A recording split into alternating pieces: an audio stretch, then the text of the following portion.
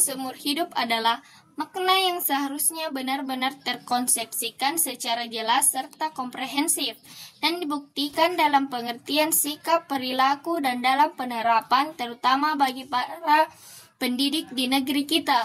Pendidik seumur hidup merupakan sebuah sistem pendidikan yang menerapkan keseluruhan peristiwa-peristiwa kegiatan belajar mengajar yang berlangsung dalam keseluruhan kehidupan manusia.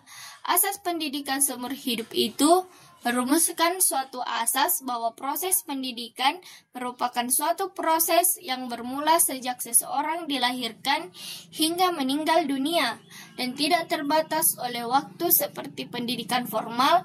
Proses belajar seumur hidup tidak hanya dilakukan oleh seseorang yang terpelajar tetapi semua lapisan masyarakat. Pendidikan seumur hidup dalam berbagai perspektif. Yang pertama, tinjauan ideologi setiap manusia.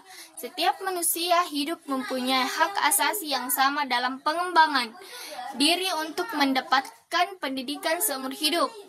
Peningkatan pengetahuan dan keterampilan hidup. Yang kedua, tinjauan ekonomis. Tinjauan ekonomis pendidikan seumur hidup dalam tinjauan ekonomi memungkinkan seseorang untuk meningkatkan produktivitasnya dan memelihara dan mengembangkan sumber-sumber yang dimilikinya dan kemungkinan hidup dalam lingkungan yang sehat dan menyenangkan. Yang ketiga, tinjauan sosiologis. Tinjauan sosiologis pendidikan seumur hidup yang dilakukan oleh orang tua merupakan solusi untuk memecahkan masalah pendidikan. Dengan orang tua bersekolah, maka anak-anak mereka juga bersekolah. Yang keempat, tinjauan fisiologis. Tinjauan fisiologis pendidikan seumur hidup secara fisiologis akan memberikan dasar bagi kehidupan berbangsa dan bernegara.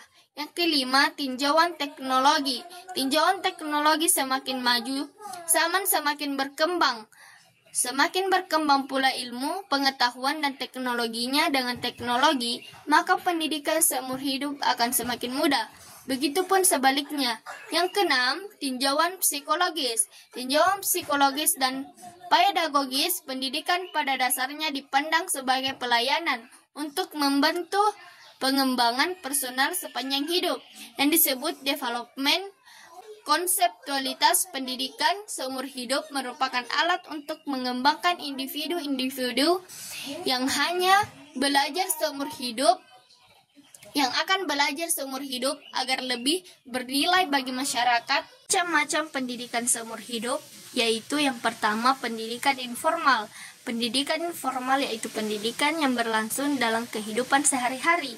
Yang kedua, pendidikan formal, yaitu pendidikan yang berlangsung dengan teratur. Terdiri atas pendidikan dasar, pendidikan menengah, dan pendidikan umum. Namun, kejujuran akademik, profesi, vokal, keagamaan, dan khusus. Yang ketiga, pendidikan nonformal.